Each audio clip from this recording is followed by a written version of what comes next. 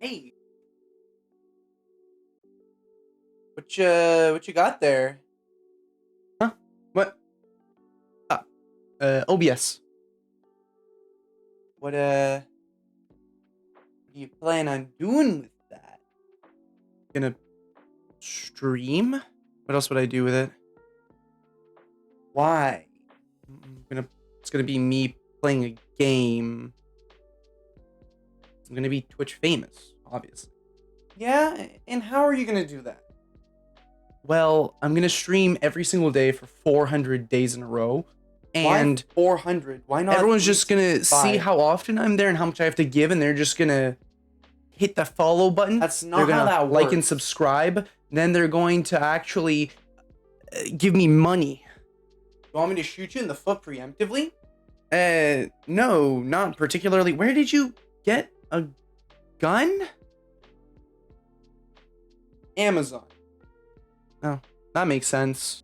For all intents and purposes, this is a joke. This is an airsoft pistol. Please always abide by the gun laws in your state, province, or country. And remember, never point a firearm, loaded or otherwise, at any living being. Who the hell are you talking to? Talking to the audience. You already sounded crazy talking to yourself. Now you're talking to people that aren't even there. Well, at least I'm not delusional about what streaming for 400 days in a row is gonna do for me. You know, that one kind of hurt. Yeah, you're kind of right. Sometimes I forget you're me. Oh well. Good luck. Anyways. And so stream I did 400 and technically 4 days in a row.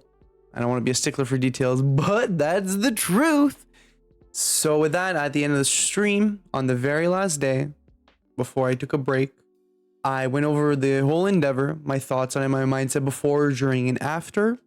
So with that, enjoy the improvised ramblings because I didn't use a script. So this is like sort of a talk to sort of go over how I felt about the entire thing, as well as sort of what you would expect. So one of the main things one of the main driving factors was Unus Annus.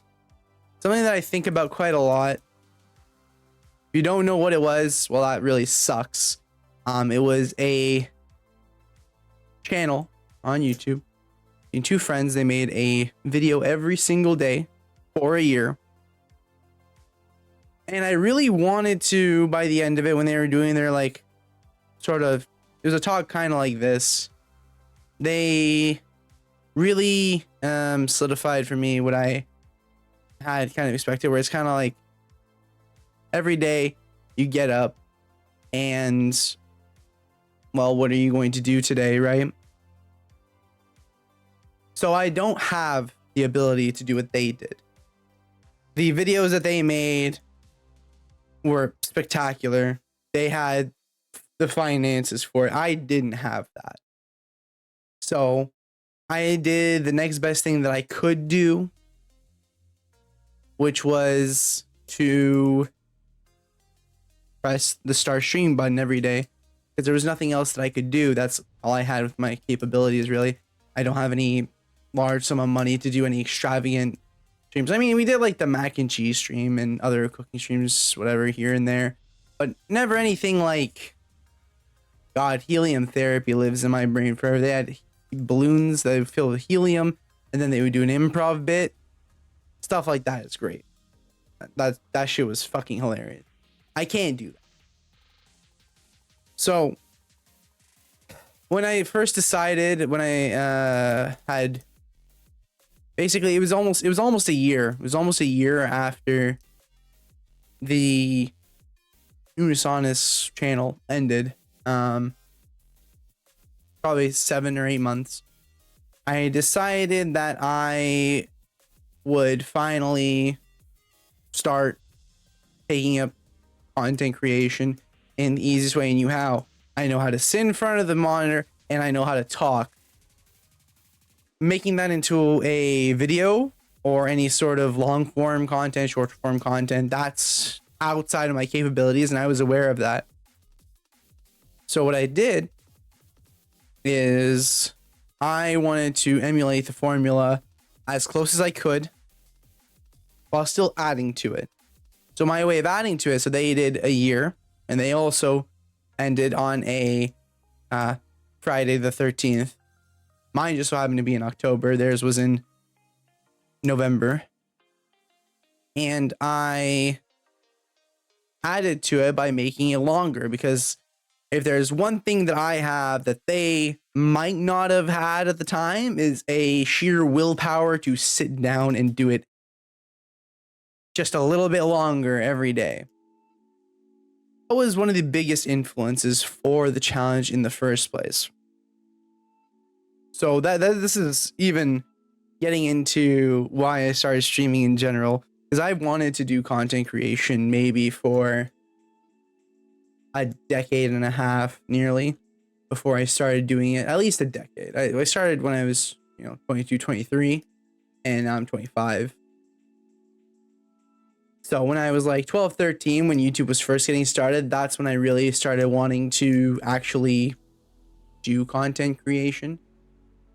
But through whatever mechanisms were bestowed upon me at the time, I couldn't do it.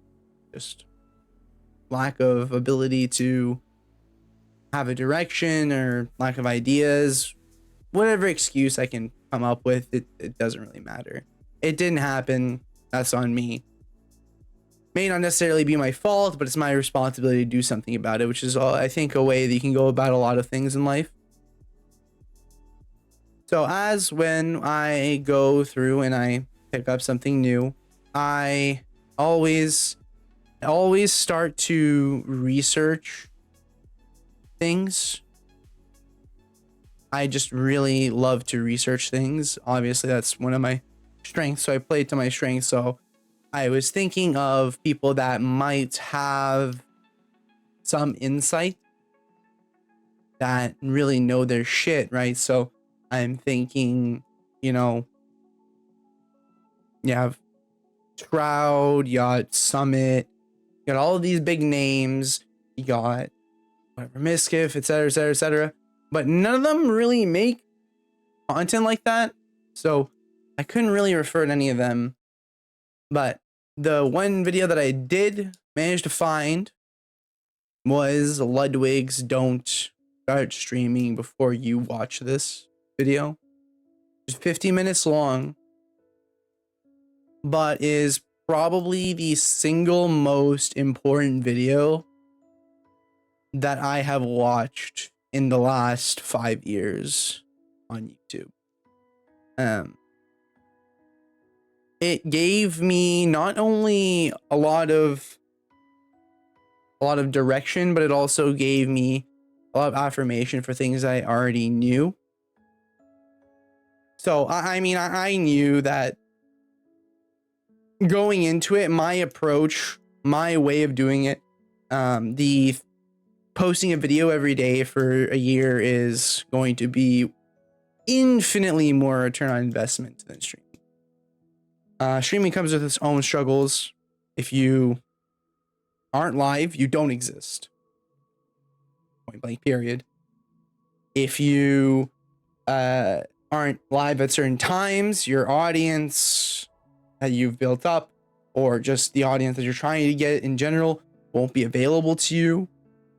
You are at the mercy of basically putting yourself on display in real time, because YouTube's kind of like a highlight system. You can highlight the really, really great things and put them out for people to see, whereas streaming is just, you just come sit down, and whatever energy you have that day, that's it, which makes it the weakest content form by a mile, because you don't really have an ability to control things like that.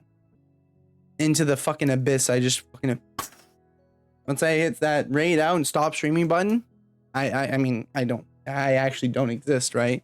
Like, you might get a follow or two from like the person you're raiding. The featured clip system might get you 1-2 people, every now and then, but if people walk in, you have, I don't know, let's say between 45 seconds to a minute and a half at most for people to stay and be interested in what you have to say. I mean, I've done it myself. I've gone into streams when I've been looking for new people. I give them, 30 seconds or so of my time before I'm like, this person's not interesting, which sucks because that's just kind of the way it is. You just kind of walk in, you either like what you see or you don't, and you leave. It could be a bad day for them. It could be just, not their favorite game, whatever the case may be. And that's just it, right? And that's not even to begin to talk about the other things that make streaming much easier for some people than others. Because the most important thing for streaming is consistency. So things like VTubers have it really, really nice in that respect, because if you look down, if you can put that energy in your voice, you're there, right? I knew that going in, I was at a huge disadvantage already.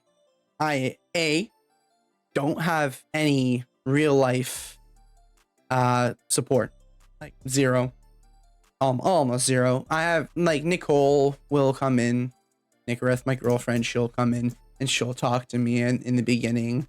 You might get the odd person, but that was kind of it. So going in with that, and again, another disadvantage. I'm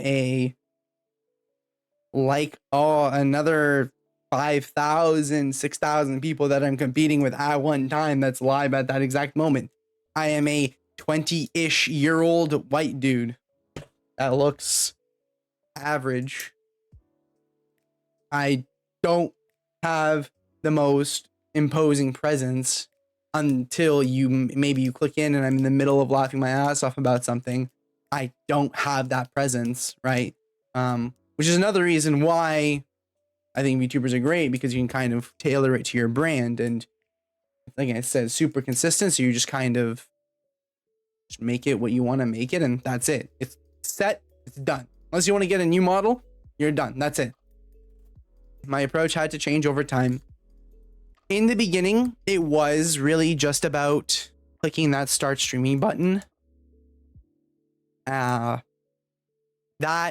quickly became my least favorite thing, was to just press the button and just, at the time I was just playing Apex, right? So I would just get on, play Apex because that's what I was good at. I would have friends, we'd have fun, but because of the culture of Twitch and streaming in general, that game is not good for growth. So I had to change my approach. I had to start looking for actual growth games that I can actually farm interaction. Noida was an excellent one. It has Twitch integration built in. There's a mod that expands on the Twitch integration, and all around it's just a good game for farming interaction. Then farming interaction became very tedious, so I had to change my approach again to a variety of different games, because one of my strong suits is picking up new games very quickly and finding things that are fundamentally wrong with them and exploiting those things, because that's just what I do best. So I would grab new games through whatever medium I could, Daredrop, Emailer, Lurkit, all those, and I would just play that game. And I would play it once or twice, usually. Sometimes to finish the dares, other times just play it once and that's it, forget about it. And then that started to wane on me, because then, when you're doing it so many days, you're keeping up with so many games, it gets fucking tedious to try to keep up with that many different titles. It's just not reasonable. So I defaulted again to having a few games in rotation, and I'd pick up one or two new ones every here and there, which worked really well, actually. That was probably the best, the most entertaining sort of era, which is around sort of maybe a few months ago to now, was the formula that I enjoyed the most, where I'd have, like, I'd play like Apex or Hunt here and there, and then I'd pick up a new game on Dare Drops or Lurk It whenever I could. That interested me, that actually interested me. So it wasn't just me just playing up reactions to the game being stupid, because believe it or not, I don't just like playing stupid games.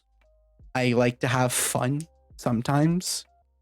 So as you know, as the challenge progressed, I had to do a lot of work as well to change my approach to make sure that I didn't get fully burnt out. And that's sort of what I did. Is I went from a formula that I knew very well but didn't really generate a lot of traction to something that generated a lot of interaction that I didn't know very well, to sort of splicing it in between where I could kind of balance both of those approaches.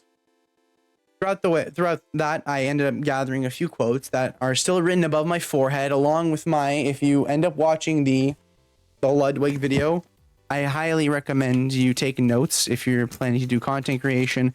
I have my notes here. I have, I don't know, however many pages of notes I have here. There's more post-its up there with them as well.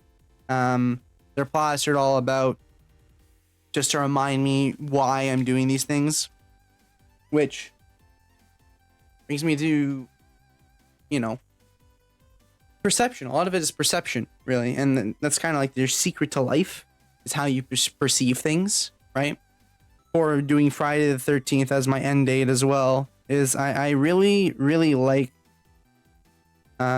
things that are perceptually controversial like that, because people think of Friday the 13th as a really, really unlucky day of the year. The unluckiest day that could ever possibly happen. Oh God, and it's on October. Some Chinese cultures, there's a couple of other cultures as well that actually find Friday the 13th to be the most lucky day of the year, because of the chance of it happening is so slim. It's kind of almost the way that people look at being born. They're like, oh God, I didn't ask to be born. Well, I have all these problems, all these things. I didn't ask for any of this. But then you realize that the chance of you being born even is so slim in the first place, that, you know, maybe you should, instead of looking at it as an opportunity to, that you end up, instead of looking at it as an opportunity to do something great, look at it as an opportunity to look at everything that's been dealt to you poorly. So you can kind of apply that to wherever you look. Like, a lot of people are like, oh, how could you stream for so many days in a row? The energy, this, that. And that kind of ties back to some of the quotes that I was accruing during that time. The most recent one that I accrued, actually from, funny enough, Apex Legends own Imperial Hal tweeted it. Your lack of commitment is an insult to those who believe in you. So I told myself that no matter what, viewer number, sub number, follower number, whatever number I feel like fixating on that day, whatever's bothering me the most, that's the number of people that believe in me. And those are the people that I'm working to not insult, so to speak. Especially, again, with streaming, is so fickle, because the numbers change all the time and it's ups, downs. Like, people started school, average viewership drops immediately. People go away for the summer, viewership drops. People go on vacation for this, that, in between, viewership drops. Like, it's just all these little things, right? So, on that list again, and people, this is again tying back to people saying that you're not, you know, you're not supposed to do this every day, all this sort of thing. The rule of thirds, I think, is also very important, which is one that was an Olympic coach I picked it up off of. The rule of thirds, which states that you will have a third of your time be basically decent, okay. A third of the time things will be great, and a third of the time things will be shit. And approaching every day, or things that you want to improve in, or whatever the case may be, it's super interesting, and tying back to perception, to how you can change how you view these things. Because then the things that are shit no longer seem so shit. It seems more like, you know, you have a chance to learn from the mistakes that you're making. you know, one day if I'm not getting the greatest viewership, well, that's a chance to maybe test out a different type of humor, see if someone that comes by finds that type of humor interesting, you know, things like that. Or even if, you know, you're just having an okay day, well, you can pinpoint like, oh, here's everything good that I'm doing today, here's areas for improvement. And even on a great day, you can say, hey, I got these things nailed down, this is what I'm doing really well. So it's not always about just looking at which way, you know, it's never black and white, it's always gray. Another one, and these were the precipice, these are the principles that the entire challenge was founded on. If I start something, I must finish it, and find something small to do when you feel like you can't do anything. Like I said, when I wanted to start getting into content creation, I didn't know where to start. I had no idea about any guidance, anywhere to look. Like, I am 100% self-taught in everything I do, more or less at this point.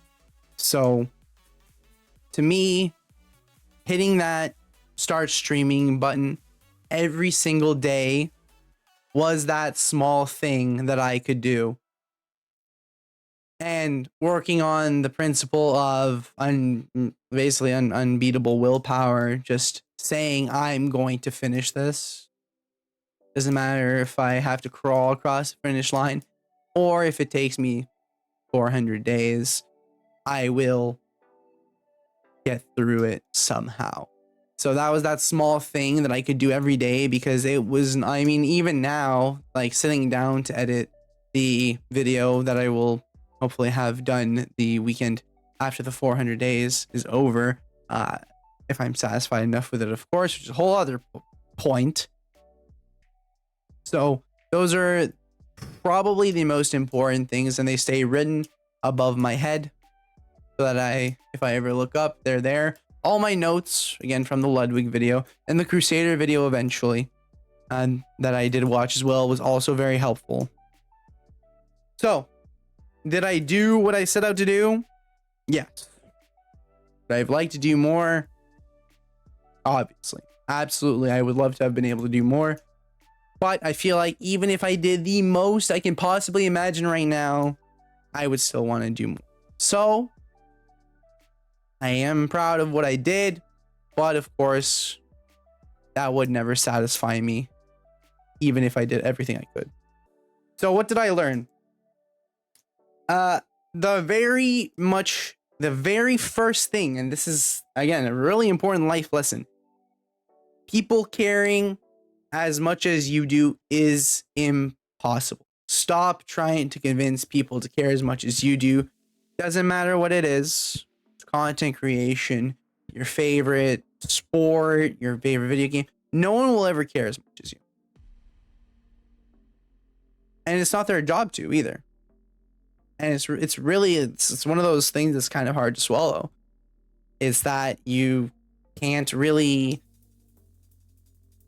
have anyone's perception match your own one-to-one, which ties back to, again, perception. Everything comes down to perception. That they will never see it in the same light that you do. Even if we're both looking at the color orange, we don't perceive the color orange the same. Even if we have the exact same setup of color cones in our eyes, it'll never look the same because it'll never have the same meaning. Another thing, do it for the right reason. People, you know what? I'm gonna save that one. I'll come back to that one. Use your excuse to work harder. What is your excuse? You don't have time. You don't have the motivation, the discipline. You're not inspired, whatever the case may be. Whatever your excuse is, the one that I use, the most probably is, I don't think I could do it. I told myself that I couldn't do it over and over again, that nobody would care. Which again, it's not their job to. It's my job to care and to present something that provides value to you, not the other way around. My probably biggest excuse, my biggest valid excuse, as with anyone, mental health. I have ADHD. I cannot focus my attention. I have plenty of attention for things that I care about. And even if I care about it, there's a chance that I might not do it anyways because I break it up into so many parts, so many pieces I have to do. Like I'm thinking editing, I got to do keyframing. I got to go find the right green screen scene. I got to go, oh my God, I have to trim this. Oh, and now I have to correct the audio levels. Oh God, don't even get me started. I got to keyframe each one of these texts for people talking. Jesus Christ, that's so much work. Like I can't do this and I'll overwhelm myself. But if I tell myself that all I have to do is just one of those things, I'll have surpassed an insurpassable mountain. And that really was one of the game changers. And again, one of the things where it's like, if you don't feel like doing anything at all, find something small you can do. Whatever that might be. Doesn't matter what it is, just do something. Work begets work, because more likely than not, like sometimes it may not lead to, right? You keyframe a scene, you got the zoom right, you get the position right, everything looks smooth, clean, following the point you want to follow, and that's it. You want to stop, great. But more often than not, you'll be like, you know, okay, fine. I can add in the text. Okay, you got to find where the audio starts and stops for this person speaking. You got to chop it up, whatever, place all the words, got to make it look funny, whatever the case. And then it becomes a lot more manageable, right? So it's about finding what you can do and not looking at what you can't do, which is a principle that I've explained a lot of times actually on stream about how pilots view flying a plane. When they're training pilots, they don't tell them don't hit the mountain because that puts all your focus on the mountain. Even if it's not hitting it, you're thinking about the mountain. Your focus is on the mountain. If you think about how to go around the mountain, if you tell them go around the mountain rather than don't hit it, makes the whole experience completely different because the perception changes. Because you're no longer thinking about how not to fuck up, you're thinking about how to do the right thing. So, closing point, do it for the right reason. Some people may get angry with me about this one, so I'm going to try to word it in the most correct way possible. It'll still probably get on people's nerves, but I think it needs to be said. If you are playing games on stream, if you are playing games because you think that you're better than other people, if you think you're going to get rich fast off of your ability to play games, you are not. That's not happening. Plain and simple. There's always going to be someone better than you. And even if there isn't someone better than you, the established names are always going to take precedence. You could have tomorrow's next FPS prodigy. You ask someone, yo, who's the greatest FPS player? You'll get Timmy, ACU, Summit, even in his prime, you could say. Shroud is going to be probably the name you hear that comes up the most. Even if Shroud himself denounces that he does not think that he is the best FPS player. He has said, I don't think that my skills in FPS games, I think it's in my ability to learn games quickly. Hey, people will still point him and say, this guy is the best FPS player ever. So, do it for the right reasons. You're not providing value to anyone by thinking you're the best. You're not. You're not special. You don't deserve recognition for your ability to play games. You deserve recognition from people that find value in what you're putting down. At the end of the day, any job, any work you do is all problem solving, right? You think of problem solving as doing a math question. You do 4 + 3, it's 7. Boom, question solved. Work, it's the same thing. I need graphics for my stream. I hire a graphic designer. I need animations done. I hire an animator. But I find the one that provides me the value that I want. So if you don't provide value to other people as an entertainer, because that's what content creation is, if you're not entertaining them or providing value in some way, you're not doing your job.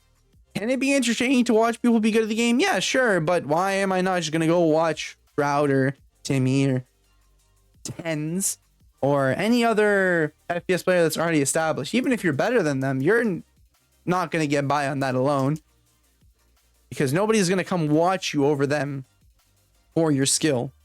You might get the odd person for it, but that's just not realistic. The very hot take.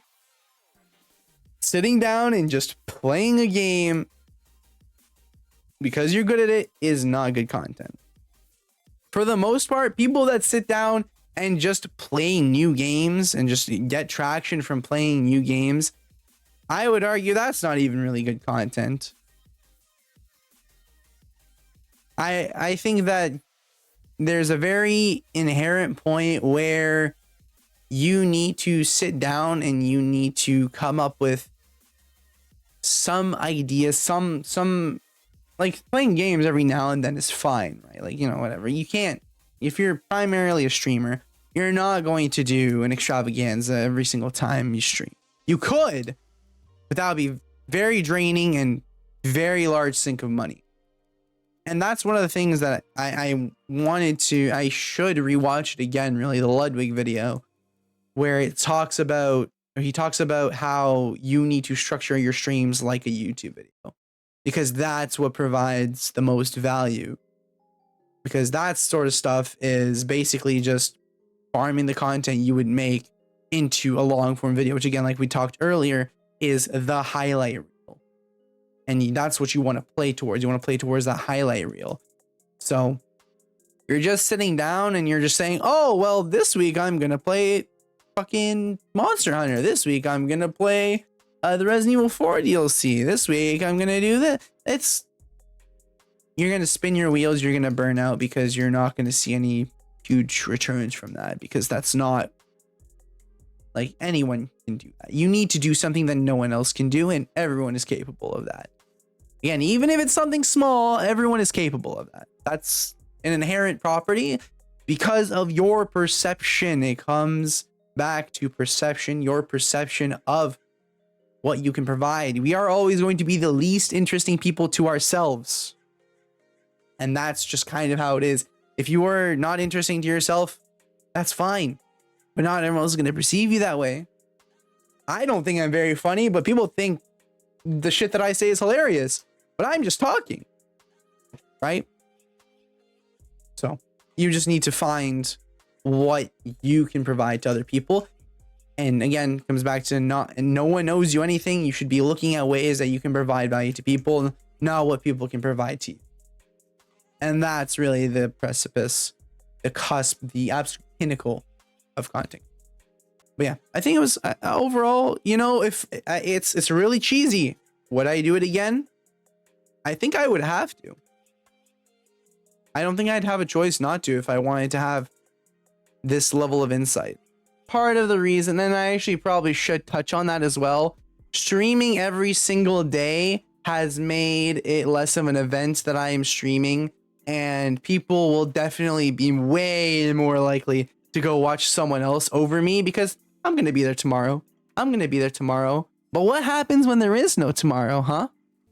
All right, we can turn the rewards back on. You're quick on the draw, eh? Yeah, like I said, that's everything that I learned during the 400 days, and it's hopefully brought a lot of insight to a lot of you, actually, just how you can handle things just in general life. A lot of things I talked about are universally applicable. If you want to apply them specifically to content creation for yourself or whatever the case may be, then go for it. Hey, thanks for watching. All jokes aside, streaming for so many days in a row for so many hours at a time is against what a lot of creators will say to do and give as advice, and it's for a good reason, really.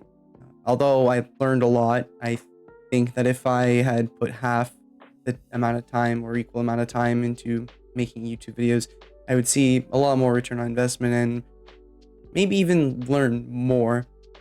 So I hope that through my ramblings you learned something, maybe gained a new perspective. So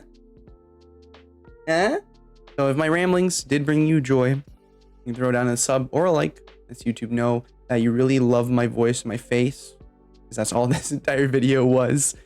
And we'll subsequently put that into more people's ears and eyes. I do also stream on Twitch most days. The schedule, if you're curious about times or what we're playing right now, it's a bunch of Stalker Gamma, but we might throw some different stuff in between. Had some Lethal Company co-op in there already. So that'll be posted either in the Discord or on the offline screen on Twitch itself. So you can always keep up with it, know what I'm doing, when I'm doing. If there are modifications, then the Discord is the best way to keep up with me. With that, I appreciate all of you for hanging out so much, and I'll see you all next time. Goodbye.